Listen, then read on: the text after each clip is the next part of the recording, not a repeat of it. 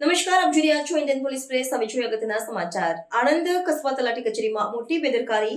પંખા લાઇટ ચાલુ પણ તલાટીઓ ફરજ પર ગેરહાજર રહેતા અરજદારો થયા હેરાન. આણંદ કસ્બા ખાતેની તલાટીની કચેરીમાંથી સરકારી કર્મચારીઓની ગંભીર બેદરકારીનો મામલો પ્રકાશમાં આવ્યો છે. કચેરીના સમયે પંખા અને લાઇટો ચાલુ હોવા છતાં તલાટી કર્મચારીઓ પોતે ફરજ પર હાજર ન હોવાનું જણાયું હતું.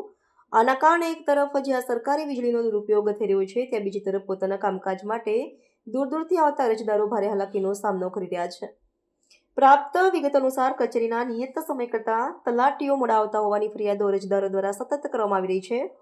અરજદારોએ વ્યથા વ્યક્ત કરતા જણાવ્યું હતું કે તેમને વિવિધ સરકારી કામો જેવા કે આવકના દાખલા, રહેઠાણના પુરાવા કે જમીન સંબંધિત દસ્તાવેજી કામકાજ માટે કચેરીએ આવવું પડે છે, પરંતુ ફરજ પરના અધિકારીઓની ગેરહાજરીને કારણે તેમને કલાકો સુધી રાહ જોવી પડે છે, જેનાથી તેમના સમય અને નાણાંનો વ્યય થાય છે.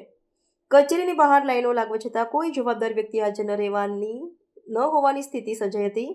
આ ઘટનાથી સરકારી તંત્રની કાર્યપદ્ધતિ અને જવાબદારી પર ગંભીર સવાલો ઊભા થયા છે. જ્યાં એક તરફ સરકારી ખર્ચ ઘટાડવાની વાતો થઈ રહી છે, ત્યાં બીજી તરફ વીજળીનો વેડફાટ થતો હોય તેવી તસવીરો સામે આવી છે.